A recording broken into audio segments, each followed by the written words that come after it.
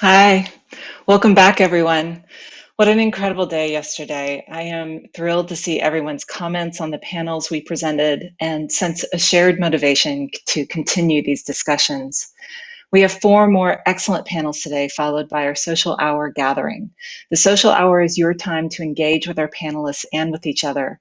We encourage you to come into the sessions, turn on your camera and mics, and continue the dialogue we've started in the panels. That dialogue is how we build and strengthen this community. The ideas we share here become the projects we create for the future. There is real work to be done and to support our future, and Framework needs your help to be successful. 300 of you have signed up for this conference, and the next time we gather, let's make it our goal to double that number. We will be posting videos of the panels next week on the Framework website. Please share a panel that meant something to you with your peers and on your social media. Share the Framework website to help us grow our contact list. The last week of June, we plan to launch the Framework Forum on our website. I hope that you will all sign up and participate as we turn these discussions into action. Let us put the momentum of this gathering into initiatives that serve our community for the future. Now, before we get started with our panels, back to some housekeeping.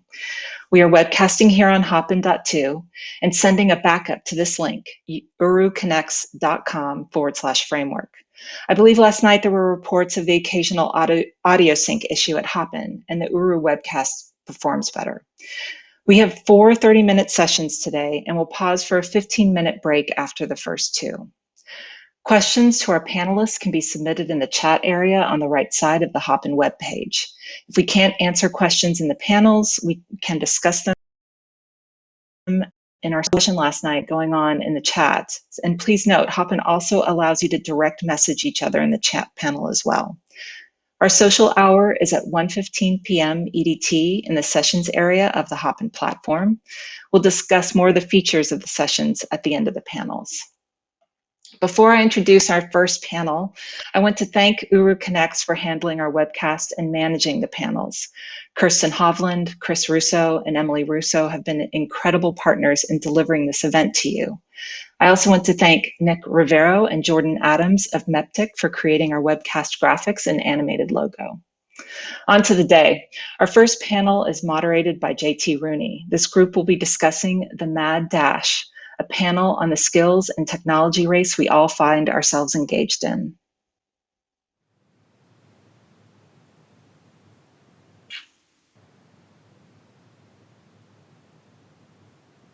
All right, everyone. Good morning, and welcome to our first chat of the day. Hopefully everyone had a good one yesterday. It seemed like a lot of fun. We're going to be chatting today about something called the Mad Dash. A little bit of a description of that is available on the website. How do we approach the potential of virtual production when every day brings changes to our models of the future? How do we invest in ourselves, our resources, and our clients' resources effectively in an unclear production future? I have 3 people with me who I've been with on a bunch of production craziness over the past, and I think everyone, other people in our community as well. I have Nils Poorman here, who is the founder of Dandelion and Burdock and Previous.co. He works in screens production operation, bridging, creative, and technology, and has been in this industry in quite a long time doing a bunch of other things. We have Zach Alexander, who's the co-CEO at Lux Machina, known for leading in virtual production, in-camera visual effects, creative screens control, all sorts of things. I'm trying to not say the word Mandalorian, but there we go. We've said it once for the day already. And Matthew Ward is with us as well. Matt is the head of product at Superluminary, which is a hardware design consultancy. He's also the chief technologist at WorldStage, a full-service entertainment technology partner. Matt has just been around for forever and has been innovating in so many different ways. So I think between all of us, there's a lot of different perspectives on this sort of a thing. Good morning, everyone. How you guys doing? Hi. Good. Doing well, thank you. Hey. Good. It's like we've never seen each other. So I don't know. So this panel, we were talking earlier, and yesterday and the other day about this. This topic is about virtual production. That's kind of a hot topic right now in terms of things that are coming to the forefront of things moving and changing during this crazy time.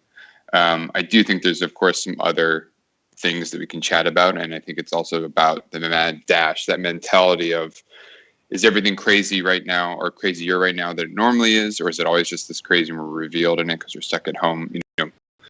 Looking at these sort of different aspects of it, and how do we stay relevant and sane and keep pushing while surviving during all of this? So I think, I wanted to just chat right away about virtual production a little bit. Do you feel we're in a mad dash, in a race right now for virtual production, extended reality, remote Zoom conferences, all this sort of stuff? What's going on right now?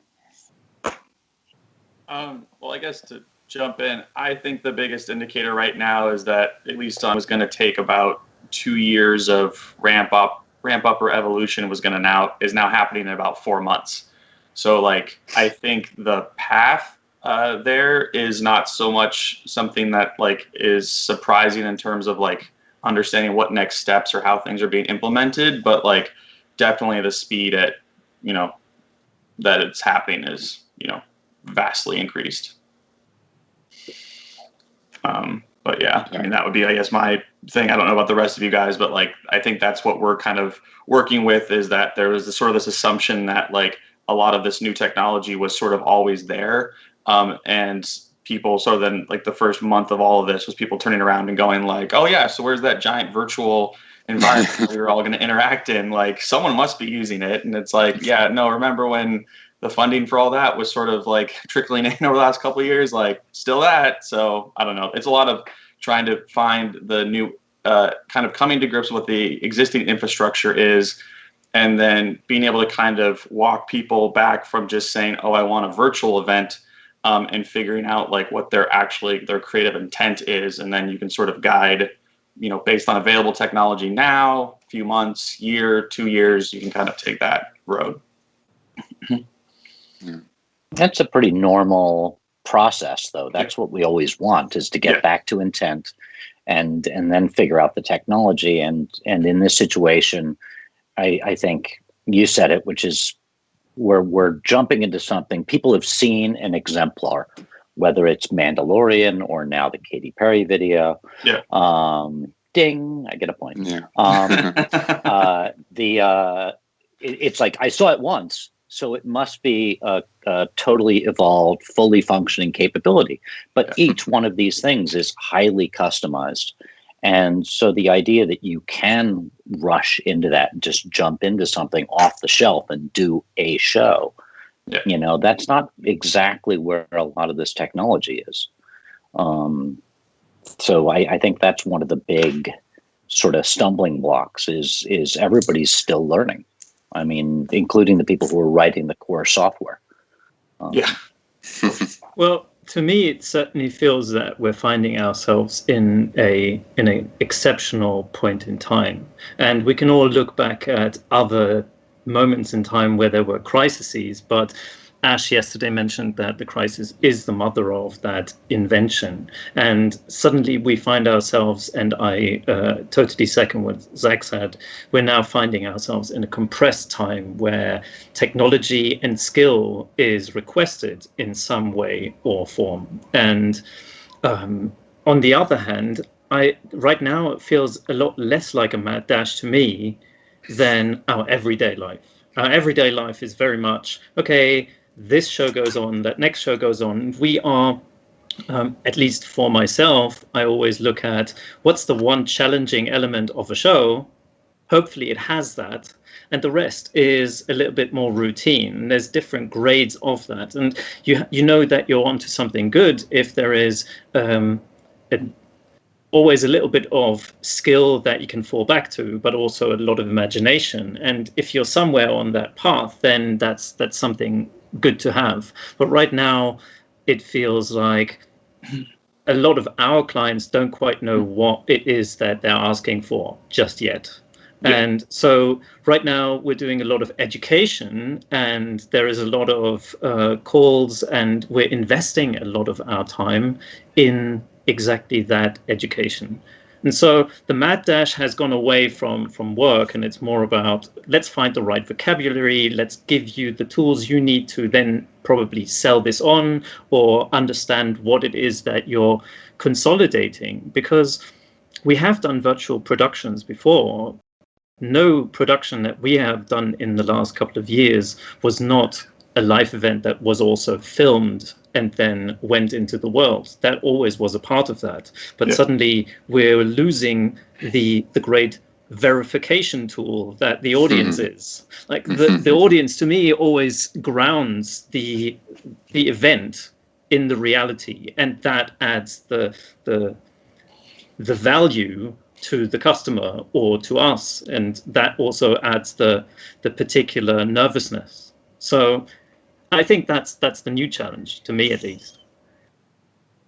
Yeah, I agree. I mean, I think, there's other topics about this a little bit as well today and yesterday. I mean, we kind of joked about yesterday that every panel is a little bit about, the COVID crisis and all these other things. It's all connected right now. But I do think part of the Mad Dash side of it as well is related to, what Ash and others were talking about yesterday, and Sarah Cox and other people too. There's like a little bit of, and Phil, your partner, Zach, about, that level of stress and weight that's on top of everything as well for a lot of people from a business standpoint of, maybe you don't have the daily needs of going to these social events and doing this and all this other stuff like that, but it feels like every decision for some people has so much more weight and has so much more stress, and we have to figure this out now, and clients are maybe a little bit even more panicky than usual, and all that sort of stuff. And I think that kind of leads into another question about like a business model is, how do you maintain a business model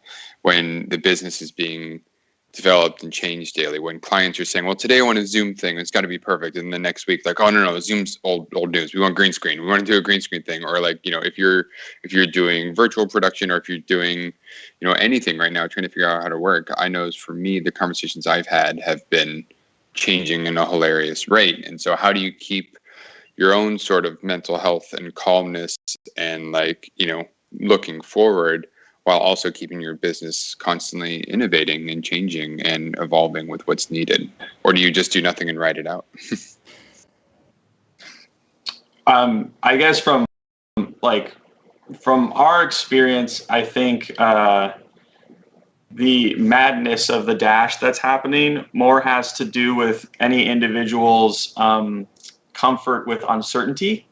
And I think everyone here, because we sort of are on the execution, like we are involved creatively, but like we sort of know the gears and the bits and bobs that actually make the thing happen.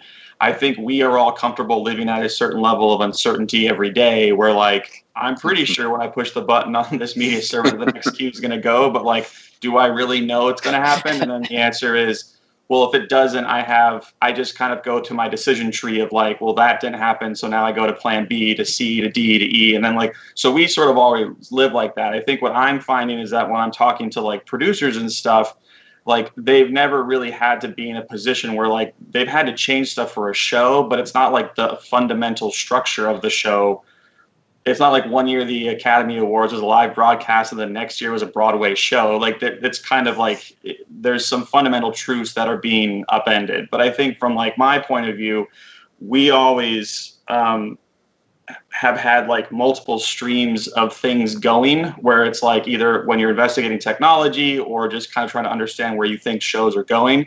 And then it's really just kind of having all of those threads going simultaneously and then leaning into one that makes the most sense in any particular moment. So for me, I think more of the stress comes from just doing that faster. But again, it's not like I never in my career, like I was a lighting guy initially, and now I'm doing virtual production, like in-game engine stuff. Like there was no point where I could have ever made a through line to what I'm doing now. So like I kind of came to peace with that a while ago. But yeah, so I think it's more the intensity of it for me.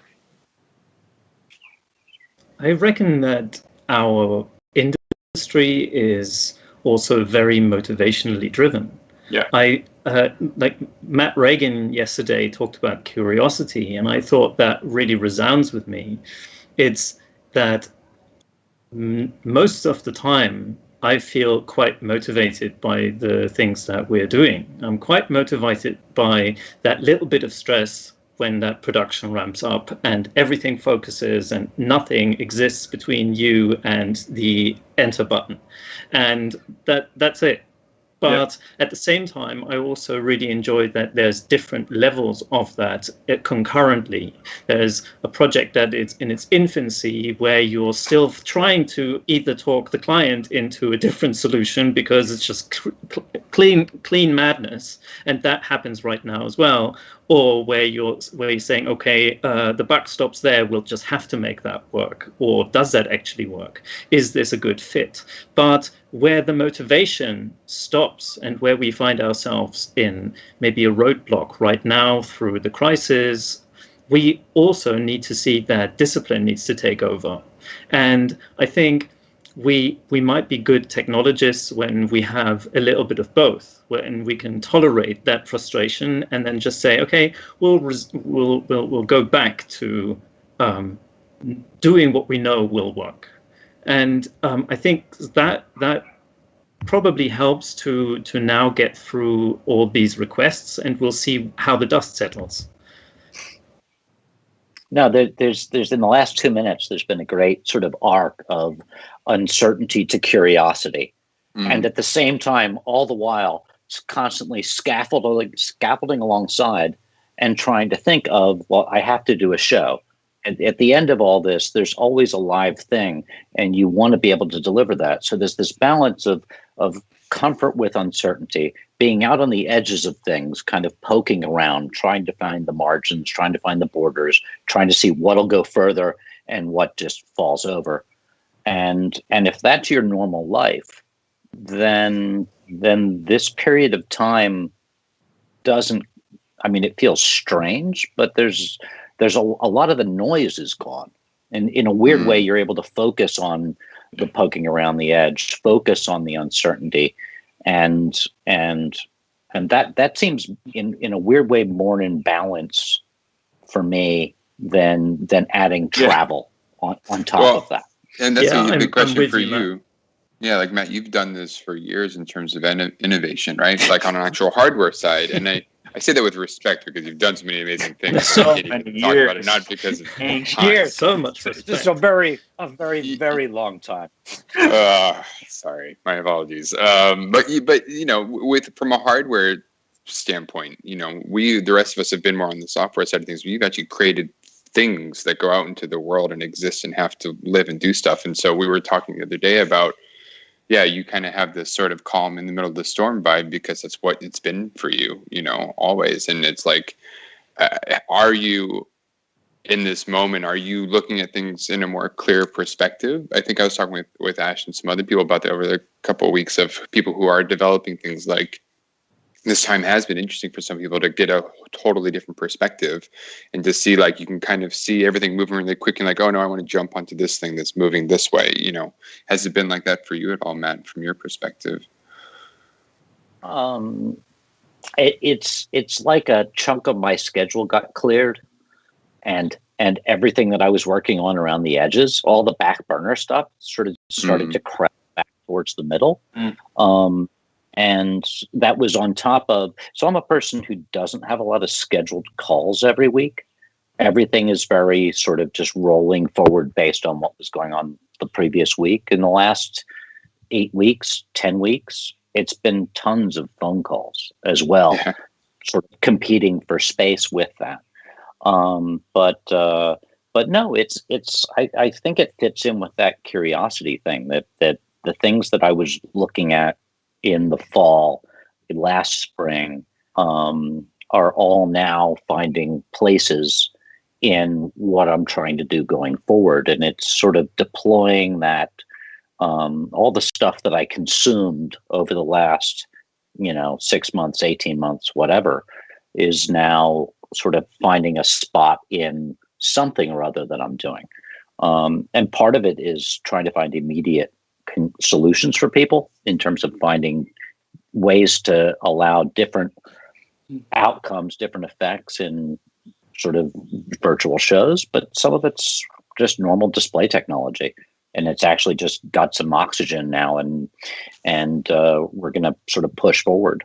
So that brings up another one that I think we didn't really talk about the other day with the three of us. I am curious about Well, it's kind of on the list of questions a bit. Is like we're in this crazy build right now, crazy mad dash. Like they said, let's invent all these new things every couple of days. But what happens in a year? Question mark. In 2021, maybe if we're back to live shows, if we're back to real in-person experiences or 10,000 people in a room again, does this time invest itself in a way that makes that better or different? Or, are you going to be exhausted because you've been sprinting for the last 10 weeks and then you go back into normal and it's even worse? Like, what does that evolution look like for you guys? Is that something you're thinking about? I think I do have an opinion on where we're going, because I've been having conversations with a lot of teaching staff that are doing very different engineering kind of things, but they said that certain technologies are now consolidating the way that the audiences are benefiting from new formats, or from formats that were already here but that are now being explored. So if we're talking about a virtual production, and we've already established that these have happened already alongside the 4K stream is going out, the TV trucks live. Now we're talking about overlaying and doing mixed reality things on top of that also. But I personally am quite unhappy about that, because I want the live audience to have the best possible view of that. However, the people that I did have conversations outside the media world with, that they said they're really sad to see that the Paul McCartney concerts got cancelled. But in fairness, it was always like watching TV when you went there. So in a way, it suddenly puts a different perspective at what IMAG is doing. And to me, it makes sense that now we have to think about the special, maybe the luxury event, maybe the particularly exciting event, because it's for it's limiting itself in place, in amount of audience, or in a particular out view or perspective. But this mad dash period right now is helping me to, while everybody's sort of going in all directions, it actually helps to build perspective for exactly that. So in closing on that, I think what we're doing is we're sharpening the tool that is that virtual production. So I do think that in 2 years' time, maybe not next year, but in 2 years' time, we will have proper big shows again, and people want to come together. Last week, I had to attend a funeral, and you cannot stop people from hugging. That's it. Like, think about any rules there are. You cannot stop them from hugging. They need that. I need it. You need it. We all need it.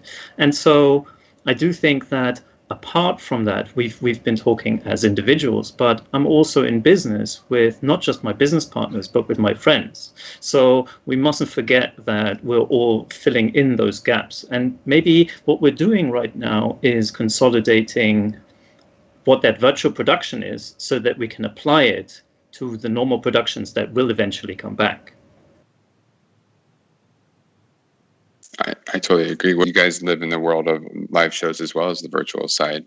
Yeah, I think it's just all a crucible, honestly. And crucibles are super hot and destructive, but they like sort of distill things down to their purest essence. And like, I think kind of getting to what Matt was saying about some of the like stuff, falling away. It's like, if I was looking at, initially at like 10 different parallel paths, they don't all start at the same and end at the same time. That like, pre this pandemic, an opportunity would start, and then 2 weeks later something else might start. But then you're kind of wondering, do I jump there? Do I wait another 2 weeks to go out? But like, that whole process is now happening within hours or days. So there is this sort of weird calm, because it makes a lot of things at their surface. Like, you don't have to just pick the new thing. You can actually sit there and go like, well, because I have so many options, you can detect a pattern on kind of where things are going. So I think in a couple of years, when like live stuff comes back, there might be like a little pendulum swing, because people are just so desperate to like be in the same room. But it's not like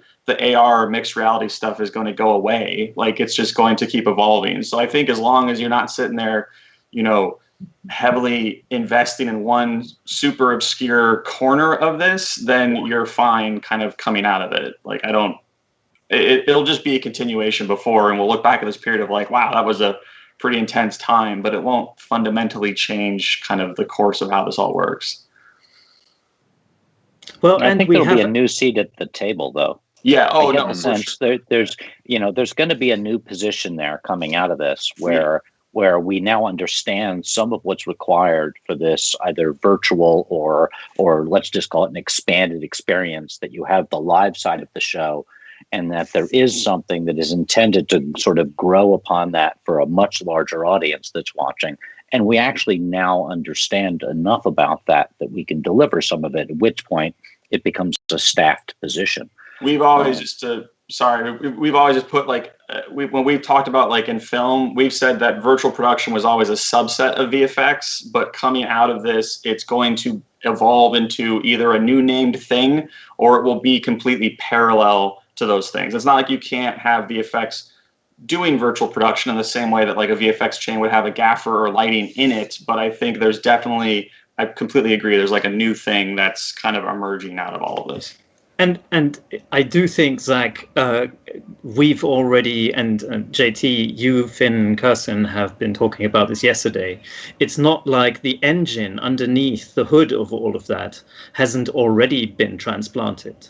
Right. We like a lot of the conversations that our studio is now having with designers is, oh, you've been doing that for 2 years already.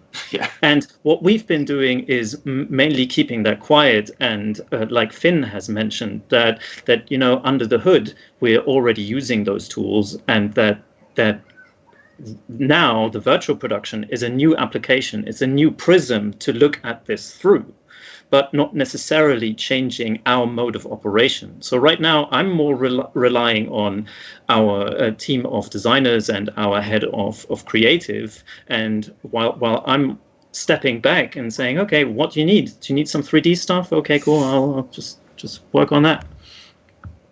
I mean, that's been the fun thing and we're almost out of time here, but on the extended reality side of things, I've been really playing with that a bit. And I had a funny moment yesterday working on something, and a designer who's never done anything in that sort of thing just kind of plopped in. It's like, well, I could just do this, do. And it was just like, it snapped in a second. It was this brilliant idea. And me, who's been focusing on the tech side so much, was like, oh yeah, of course, because it's just an experience. You know what I mean? It's still design, it's still storytelling, it's still all these core aspects that matter about showmanship and stuff like that are still present. It's just another tool. It's like when projection mapping came out or when moving lights came out. It's just another way to extend and expand our world. But I think the interesting thing about this panel and this time right now in this conference is, again, just saying, how do we do this really intense innovation that's happening in the middle of a pandemic when you're going through grief and trauma and stress and all these other things while not seeing each other, while not being able to hug each other and all this stuff. So I think it just puts an interesting lens on things. But I think everyone's doing their own little, their mad dash and their rush right now at the moment. But I think when we come out of it, like you said, I think it's going to be good. Overall, do you think it's been a bad period, like a negative thing, or a good thing? You have like a minute. I'm just curious. I love the time. I do like it. It's been really good for the growing of salad on the balcony, and the maddest dash I've been having, and I want to now cultivate, is the 2 minutes or 3 minutes that my 2-year-old niece has attention span on the iPad, and we draw something together. So it's actually reunited me with the pencil to then just go, draw this. I have to do it while she can focus, and maybe that's a good thing too. And I've been enjoying it. That's good. Yeah, I think it's that balance thing that everyone was talking about yesterday. It's a huge part of it. I think I'm gonna cut us off a little bit because I think we're out of time here. I think there's more stuff to come up. There's more things on this panel to talk about. Some of us will be around this afternoon if we want to keep on discussing that a bit more. Coming up next, there's going to be a group for negotiation empowerment with some really fun people who are also in the same sort of world. Ben Nicholson, Rod McLaughlin, Nick Fletcher, lots of fun people who we all know. Thank you so much, guys, for talking today. Thank you, Laura, for putting this on. And we'll see you all in the digital space. Back to Hopin now, everyone. Thank you.